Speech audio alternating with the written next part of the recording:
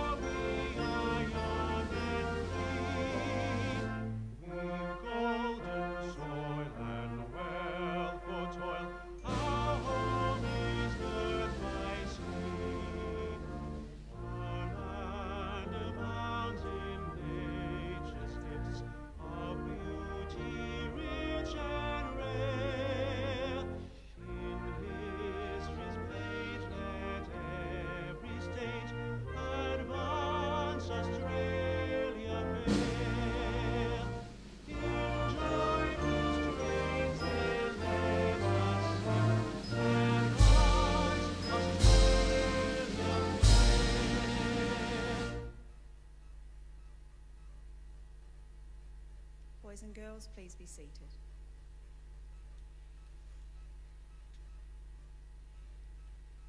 The Australian War Memorial was the vision of Charles Bean, Australia's First World War official historian.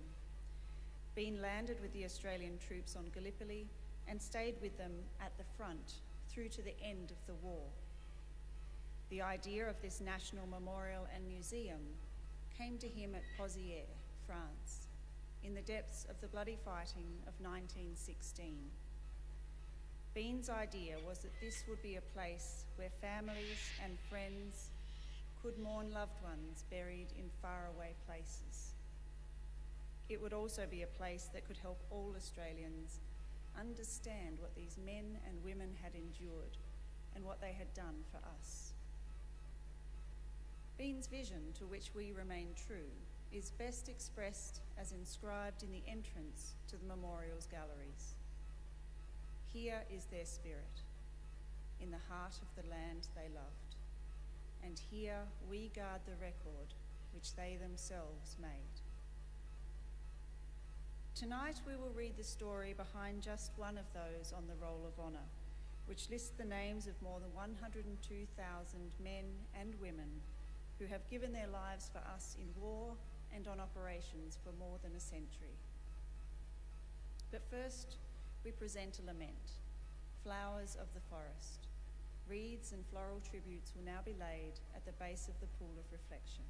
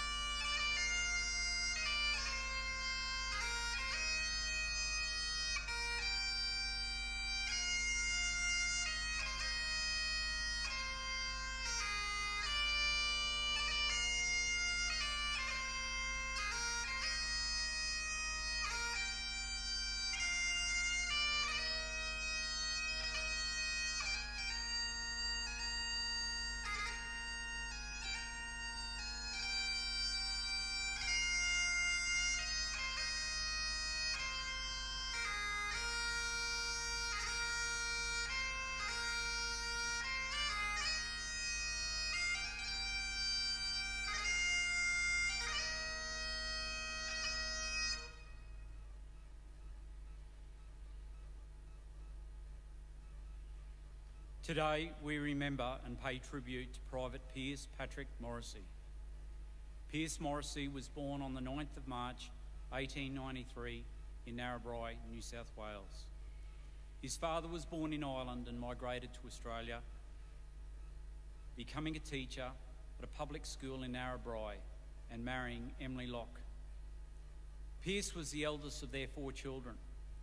He was educated locally, going on to study at the Boys High School in Newcastle, and then attended Teachers Training College in Sydney. Despite this, he did not become a teacher like his father and was instead working as a clerk in the agricultural department in the public service in Sydney at the outbreak of war in 1914.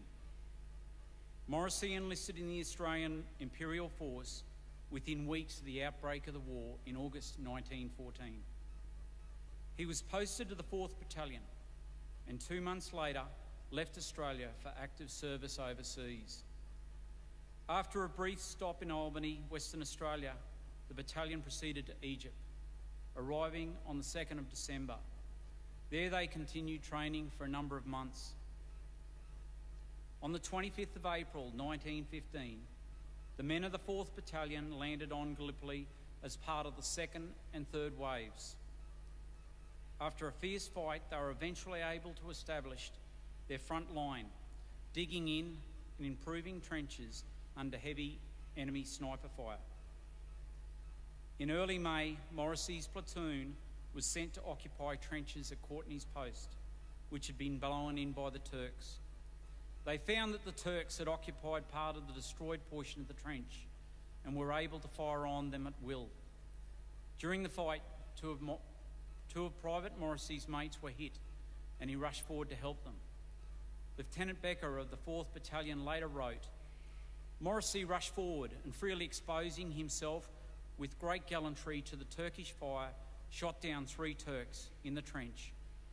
Shortly afterwards, his section was relieved, and while resting behind the trenches, Morrissey hit twice and killed by a sniper. Morrissey's body was left where it fell for some hours, but the following night his mates returned and buried his body nearby. His grave was lost in subsequent fighting. However, today he is commemorated on the memorial to the missing at Lone Pine. Lieutenant Becker held a high opinion of Morrissey, writing, "Throughout all operations, Morrissey displayed qualities of a very high order. I had no better man under me, and it was only his own wish that prevented his rapid promotion." Pierce Morrissey was 24 years old. His name is listed on the honour roll on my right among almost 62,000 Australians who died while serving the First World War. This is but one of the many stories of service and sacrifice told here at the Australian War Memorial. We now remember Private Pierce Patrick Morrissey, who gave his life for us, for our freedom and the hope of a better world.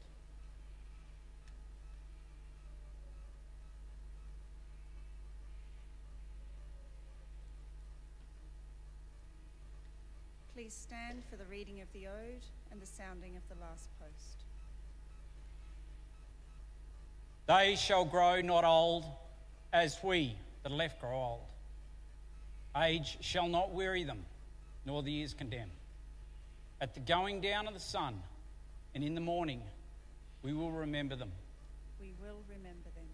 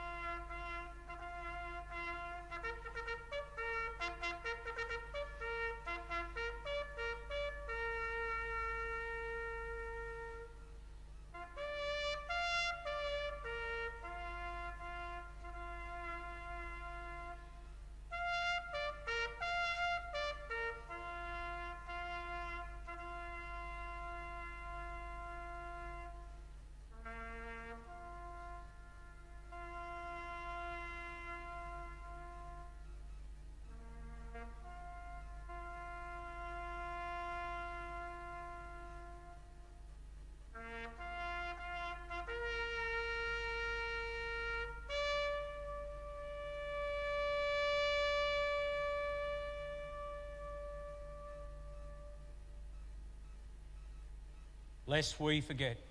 Lest we forget.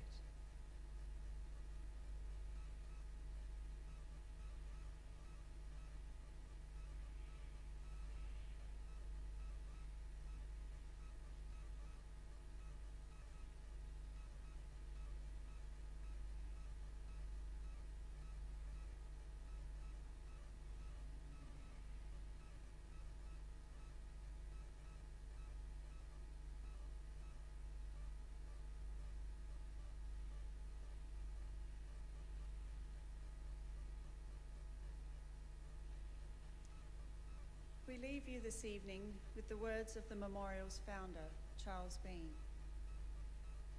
Many a man lying out there at Poziere or in the low scrub at Gallipoli, with his poor, tired senses barely working through the fever of his brain, has thought in his last moments, well, it's over. But in Australia, they will be proud of this. Ladies and gentlemen, girls and boys, that concludes the last post ceremony. We thank you for visiting the Australian War Memorial, and we wish you all a very good evening. Thank you.